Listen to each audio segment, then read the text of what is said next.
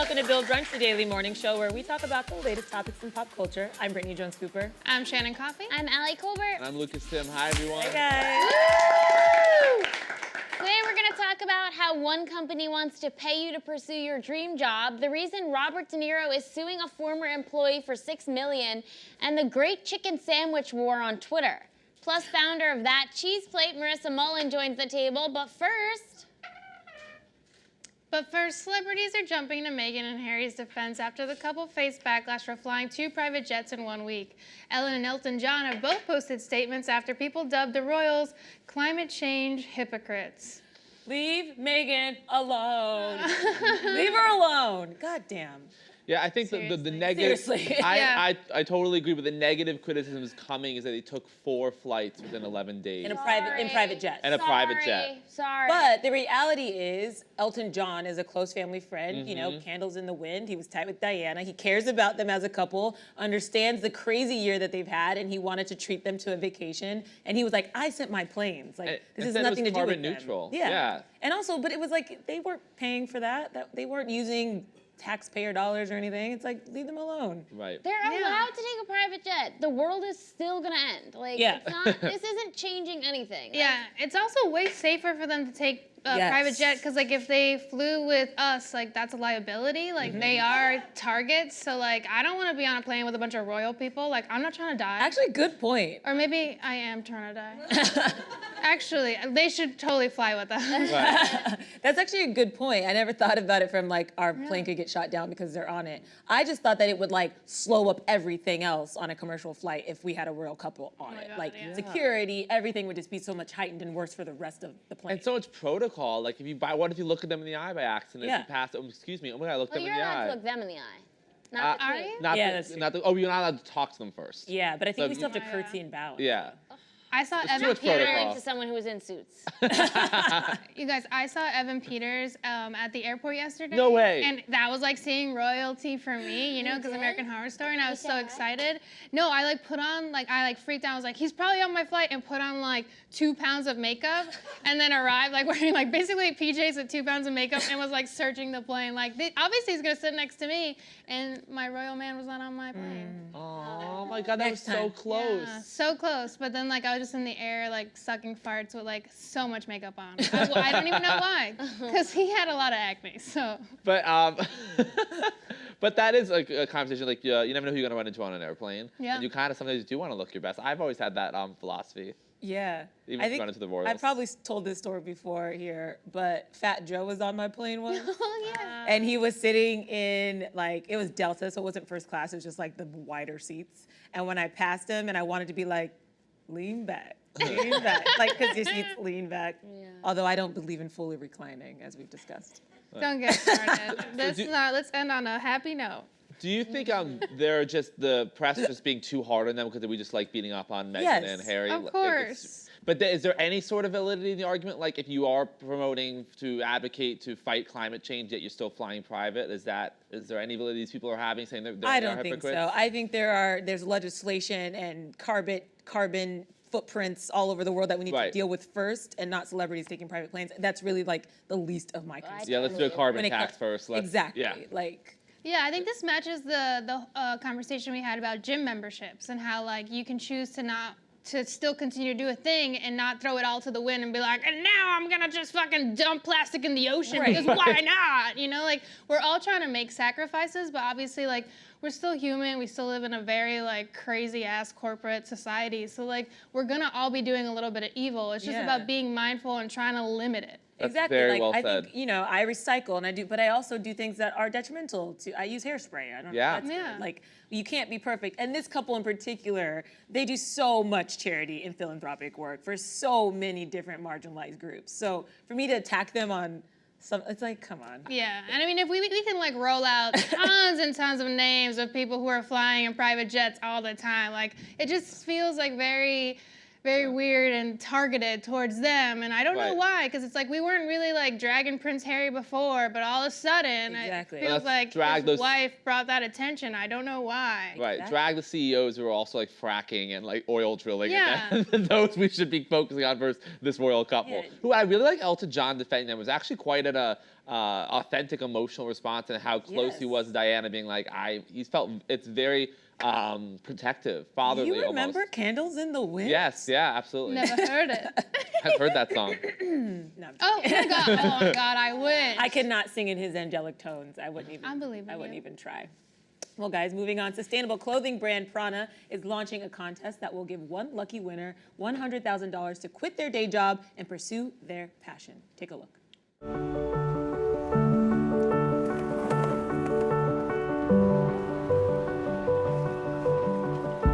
I'm a product designer for a tech company. I'm a legal recruiter, My day job is a designer. Administrative support specialist. a software engineer. Office coordinator. This is just the path that I've gone down. My dream job would be to be a full-time musician. Traveling food blogger. My dream job would be to be a drag queen. A film photographer. I would be an opera singer. I just want to own a creative space. I would love to open my own stem cell bank one day. That would be amazing. Depends on obviously like my financial stability. Is my job gonna see this? I would do it. Yeah, I would totally do it. Yes, please. Yeah, I would love to grab my camera and some film and travel and take some beautiful landscape photos.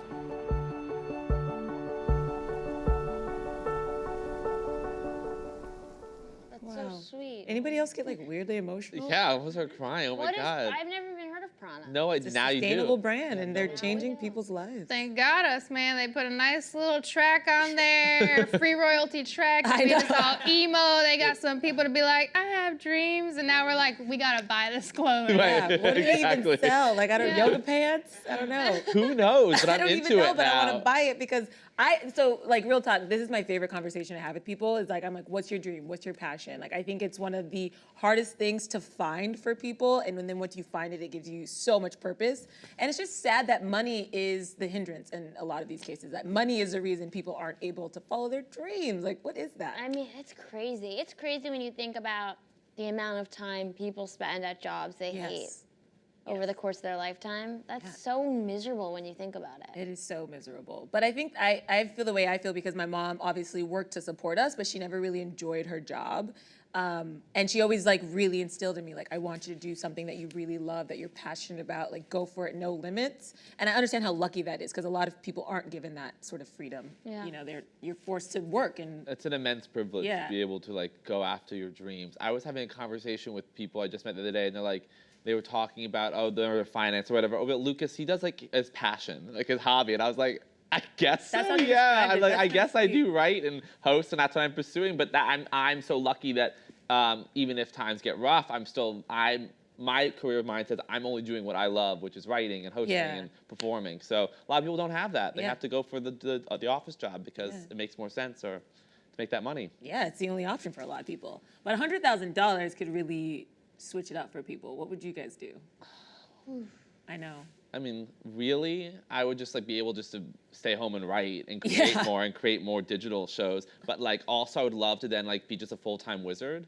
Like I think I'd be really good at that. I was waiting for I would that. move to New Blow Zealand it. and just be Gandalf. What does that entail? I would have a horse, a cape, and a hat, and I would ride around with a staff. I'm Gandalf, and people are like, oh, that's Gandalf. And people would just be like, he's rich. I He's don't know." rich. I don't know. He just does that. And I would just say, you shall not pass. And people would be like, oh, Gandalf.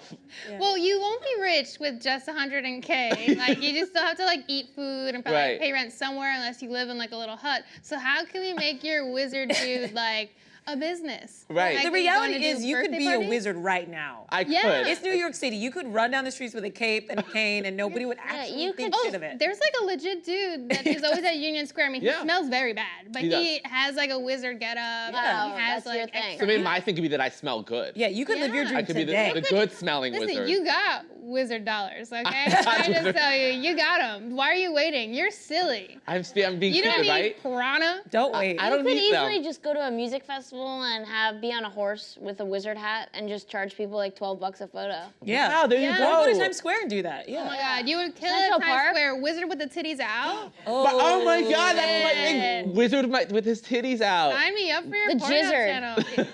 The jizzard. We just came up with a whole business, guys. What's Now- your dream? We're gonna make them happen. Yeah. Come on, guys. Everybody take You a get a chance. dream. You get a dream. my You God. get a dream. I would love that if you just like had a show where you workshop people's dreams. Yeah. Like, let's make this like actually But work. Oprah did you that, do? guys. Oh, did I just You- try to wait. steal Oprah? I'm sorry. She had, guys, can I tell you that Oprah had a Again. huge bus, like a tour bus, and she wrote Wildest Dreams. Does anybody else remember this? There's like a song, and she would go from city to city, and people would ride in, and then she would go to city and make these people's dreams come true. And one time when I was in Lincoln, Nebraska in college, I saw the Wildest Dream bus pull like up into the city, and I had written her, of course, and I was like, this is it. Oh my God, like it's gonna happen. it wasn't And she for was you. there for some twins. Oh. They had a different dream. My dream though was to have a talk show like her, so I thought she would like. Yeah, but she must have been like, Well, who's do this you- young do you know bitch what trying to the- get a talk the show? twins' dream?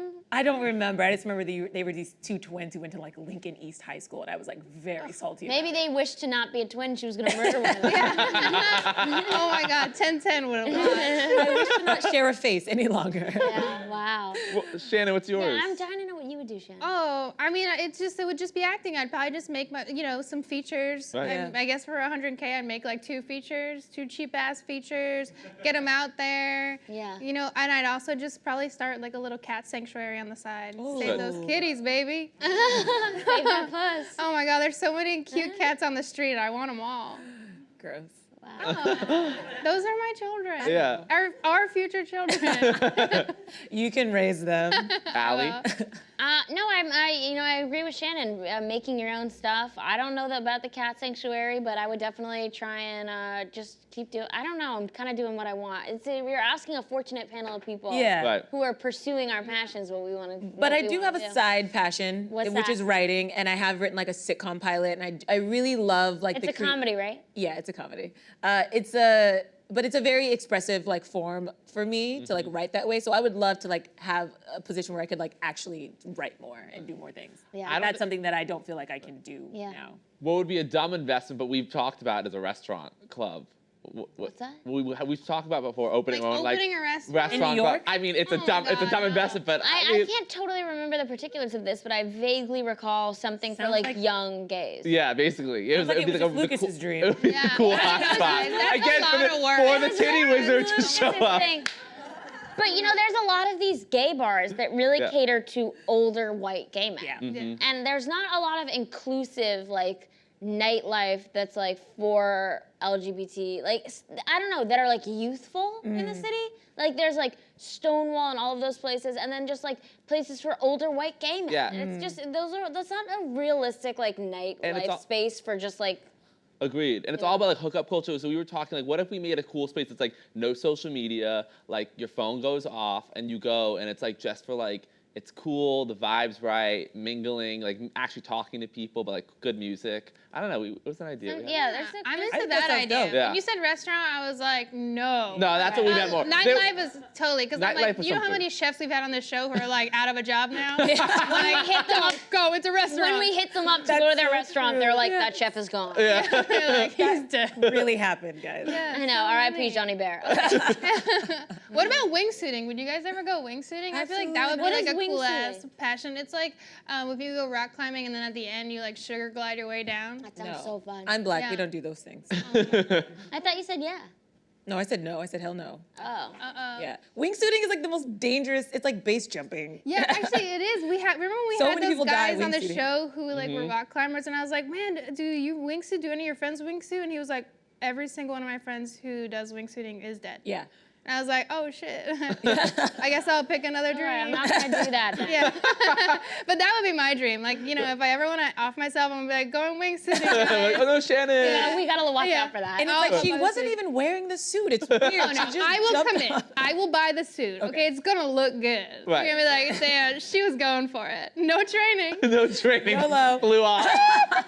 Oh, that's Yeah. really beautiful for Shannon. I'd get to glide for like at least a minute before I hit a rock. Yeah. Oh yeah, for sure. Yeah. It would be a riveting minute. It would be amazing. I'll film it. I'll get the GoPro. It's your responsibility. So no, because We'll I don't find want you it. to film Final your pack. dad. I know. You guys have to find the GoPro. All in. I'm in. The Losers Club.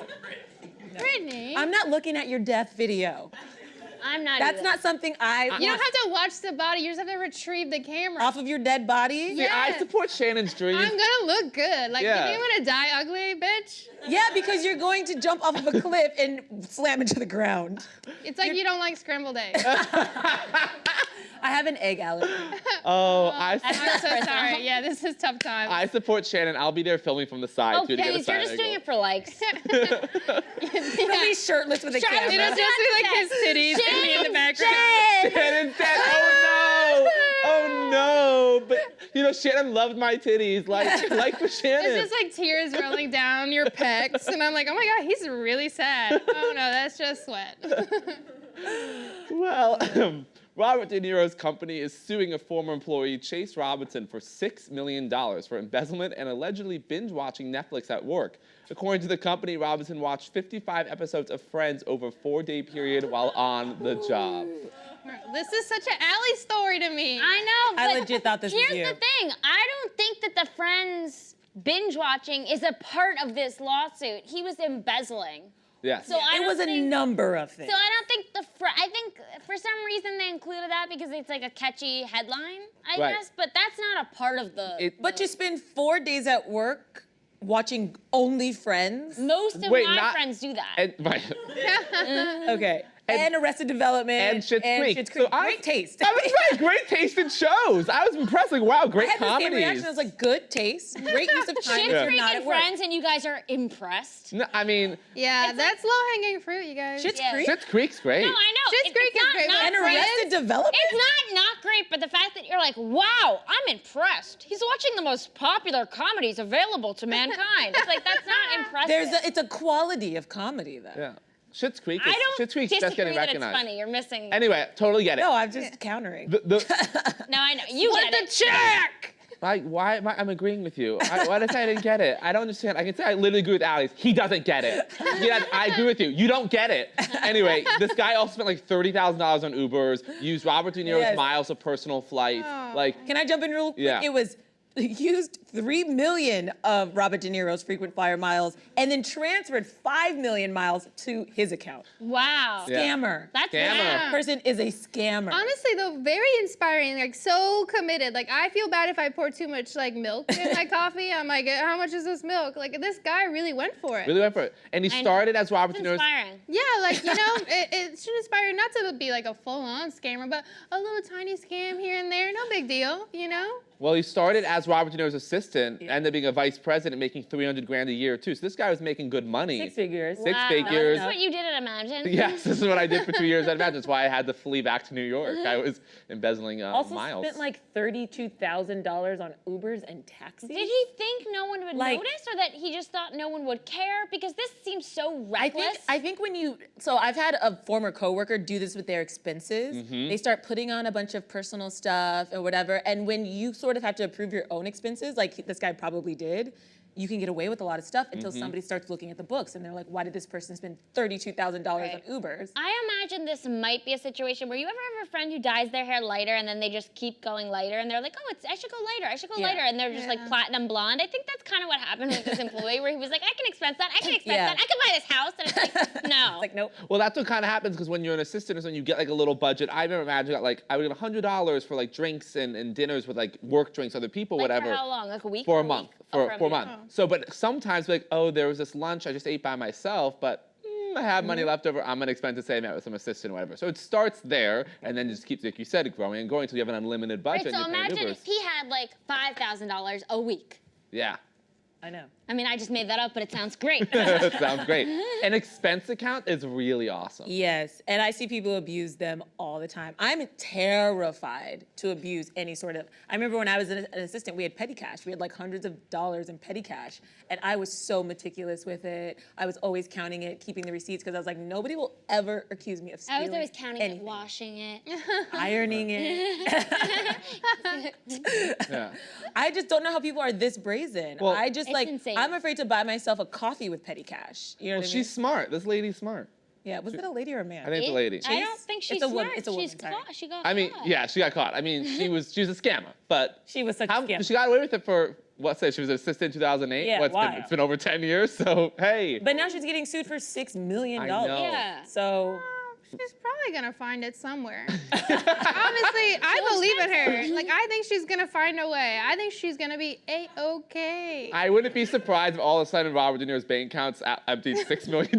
She's like, here you go. Like, I found it because she knows all his information. that is so true. It's so because you know your bosses, all their bank codes, social security numbers, Yeah, everything. you do. He knows everything, and he's right now in a divorce battle With over Grace. his like $500 million Grace fortune. Hightower is coming at it. Yeah. I was sad to see he's getting divorced. I was sad too. Yeah. I actually really liked them together. I don't know why. I never realized how successful he is outside of film. Like I didn't know he was the original investor in Nobu.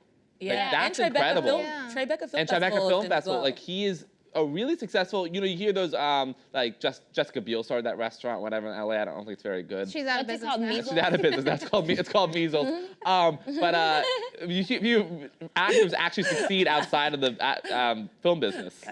Yeah, no, you have to do that because you never know when people are just gonna be like, we never want to book them again. So if you have like a little side hustle, like no matter how rich you are, always have a side hustle. Mm-hmm. You gotta. Amen. Take that lemonade life. There's beef, or should I say chicken, on Twitter between Popeyes and Chick-fil-A. It all began when Chick-fil-A tweeted boasting about its chicken sandwich, which prompted Popeyes to respond. The feud, of course, ignited a Twitter war involving other chains, such as Wendy's, promoting their own chicken sandwiches. I'm gonna be honest, I've never had Chick-fil-A. Proud to say that. I just can't bring myself to buy Chick-fil-A. And I've never had the chicken sandwich from Popeyes. I've never been to Popeyes.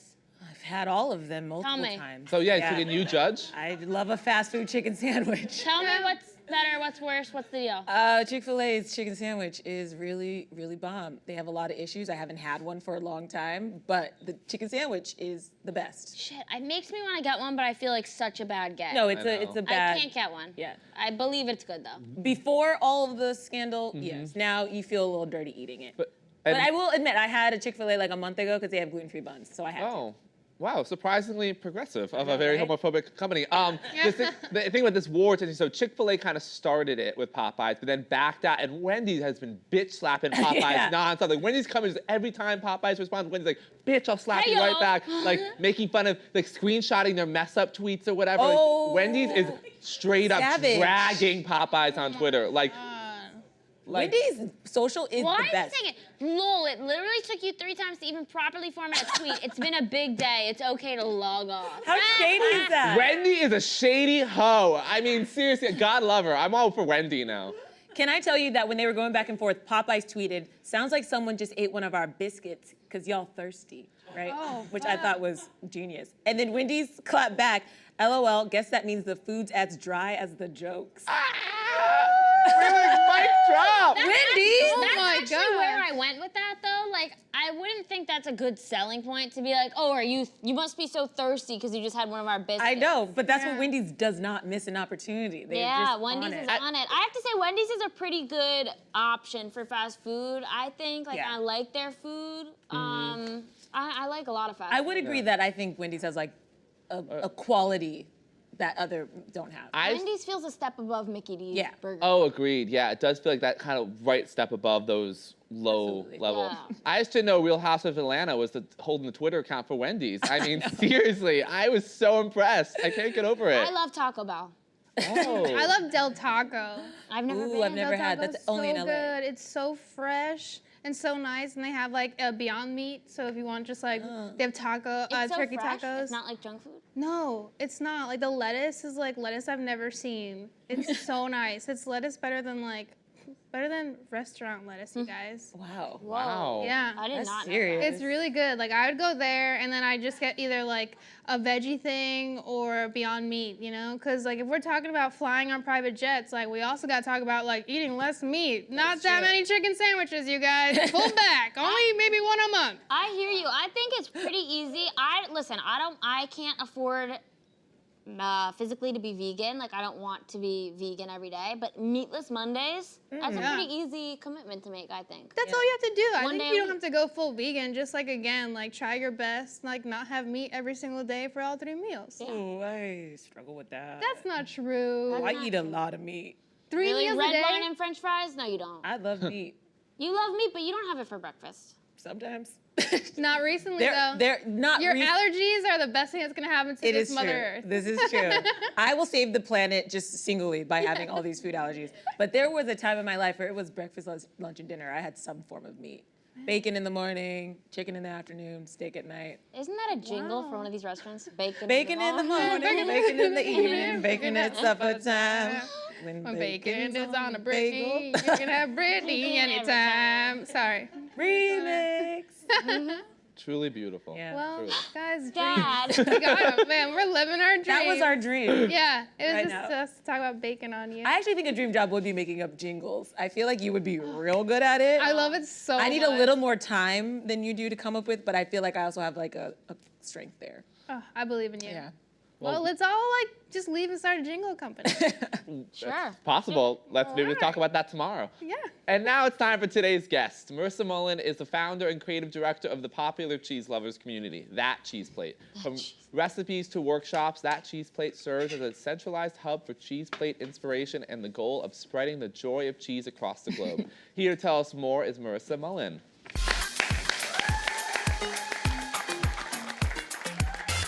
Hi, thanks for coming on. Good to see you too.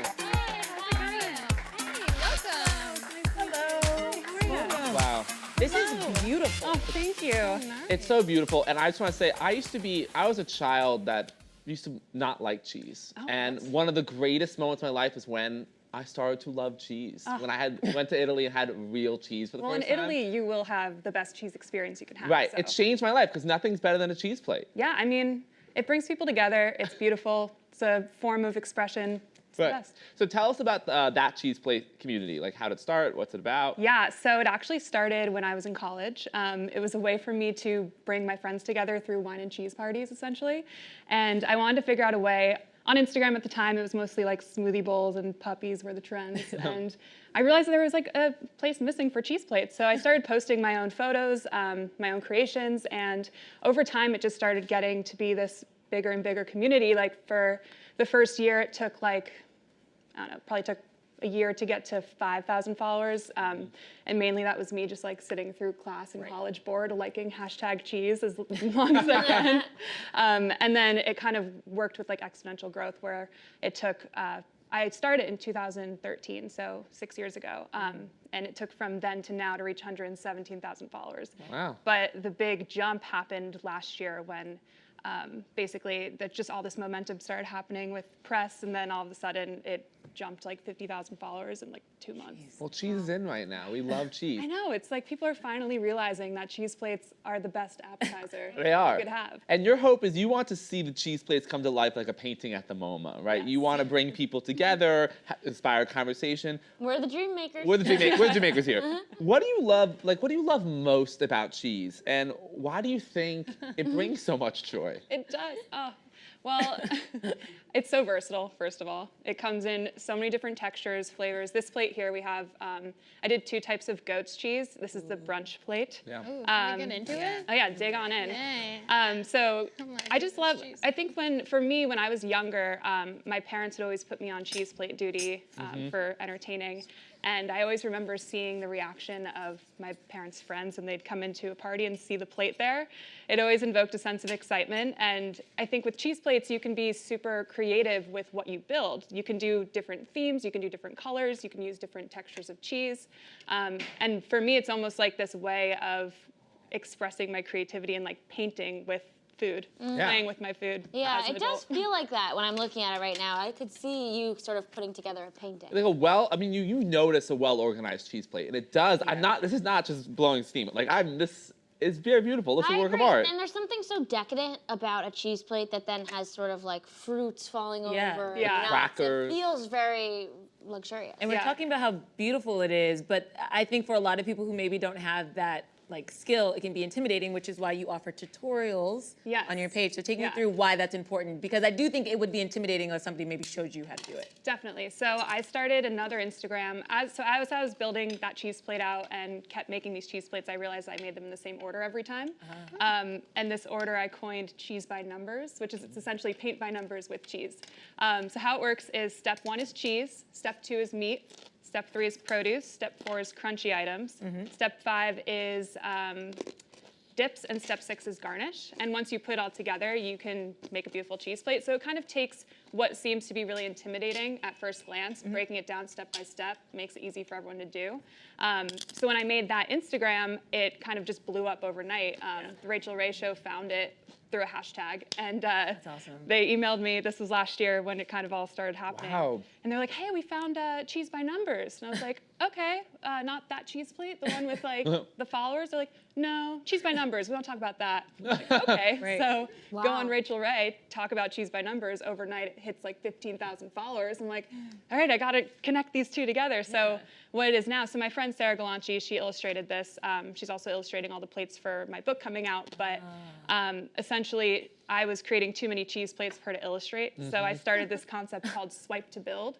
And if you go on Cheese by Numbers, you can look at a cheese plate and swipe and build in each step. So like the first slide is cheese, the second slide is meat, and it just builds upon each other. Oh, cute. So I think that concept really clicked with people and resonated, because after I started doing the Swipe to Build, people were tagging me in their photos and the cheese plates were looking amazing. And I'm like, you guys did it, yes. This happened the other day too, because what you see down the middle, that's something I call the salami river, which is a shape of meat. So good. Yeah. So it's just a way that you fold your meat. Throw me into the salami river, Yeah, please. I know. There's one on this plate too. You already It's went to not Fire covered in Island.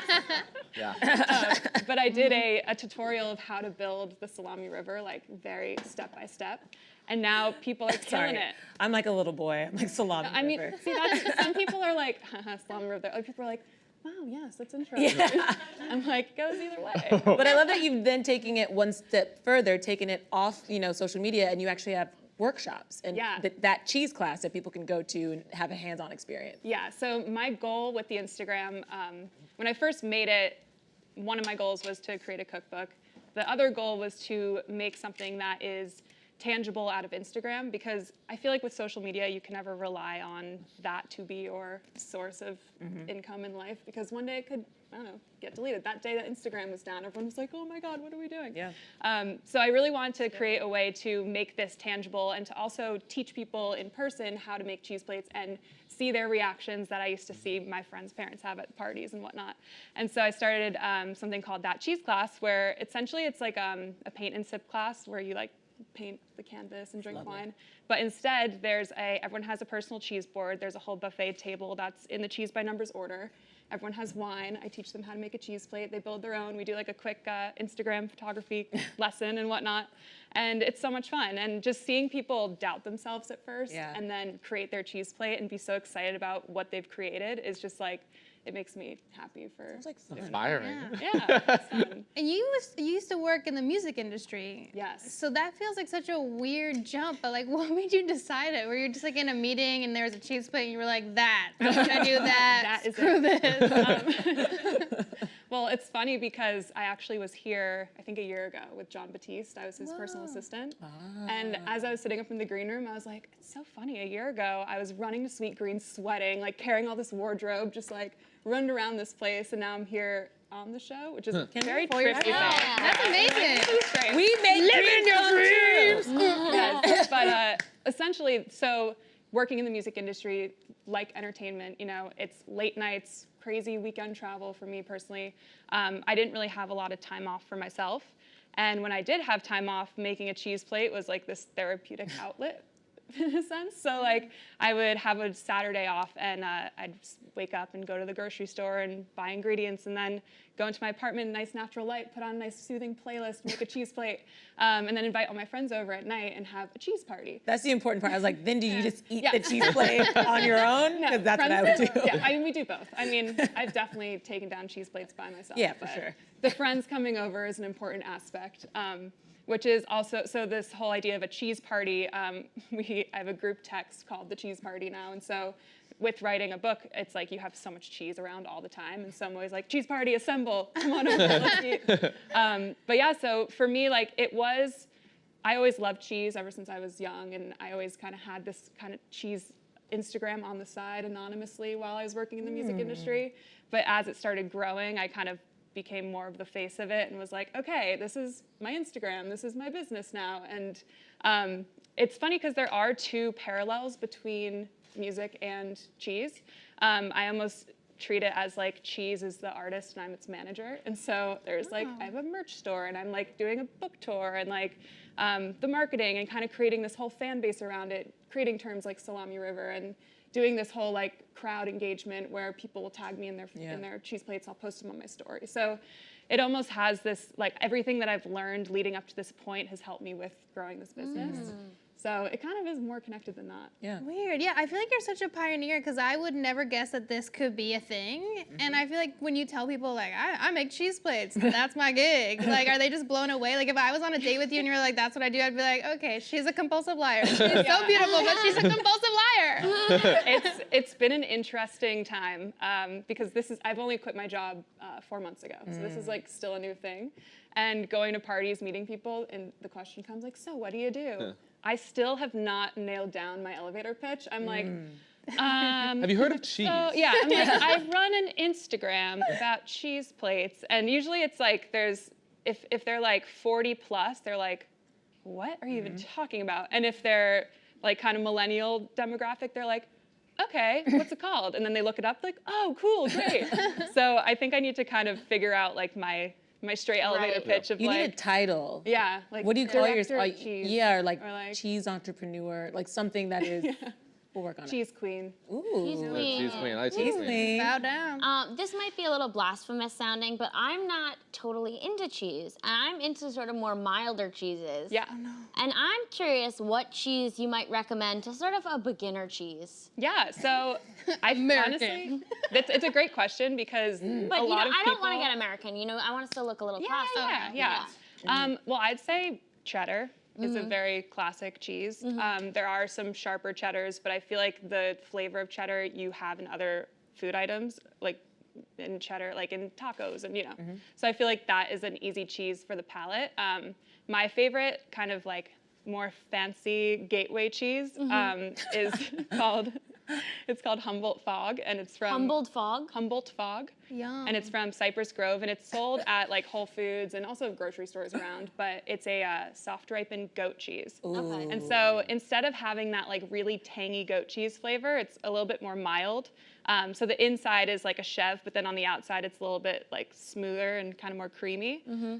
So that one I always say, like in my cheese classes, I'm like, this is a gateway cheese. If you put this on the plate, you can be like, try this. Just trust me, try it. And it's good to pair with other items too, because it's like if you pair it with something sweet, it gives you that contrast, or something salty. Like when you want to pair, you do like two similar items or two polar opposites. So like cheese and charcuterie go well together because they're both super salty, but then cheese and jam go together because they're polar opposites. So Right. It makes sense. I feel like you should try that one. Okay, I appreciate that. It's good. And of course, you mentioned before, but you have a book coming out. Yes. It's going to be hitting stands, I think, February 2020. February 2020. So give us a little teaser about what we can expect. Yeah, so I have 6 plates left. I'm in the final stretch.